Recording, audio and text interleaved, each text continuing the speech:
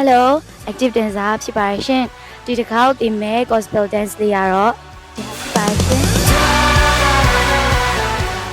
တင်တန်းချင်ကတော့ Monday to Friday 4:05ကနေ6နာရီထိတင်မှာဖြစ်ပါတယ်တင်တန်းရက်ကတော့ဇူလိုင်10ရက်နေ့ကနေ30ရက်နေ့ထိဖြစ်ပါတယ်ပြီးတော့အသက်73နှစ်ကနေ20ထိလဲကန့်သက်ထားပါတယ်နော်ဒီမဲ့နေရာကျတော့ကျူဆိုပိုင်းလာနေညာဘဲ3အိမ်မြောက်ကျော် Towership Center ဘဲအကြောင်းမှာဖြစ်ပါတယ်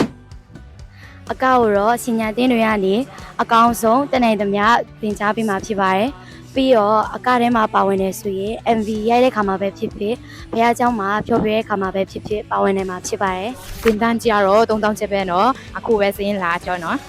See you on Monday bye bye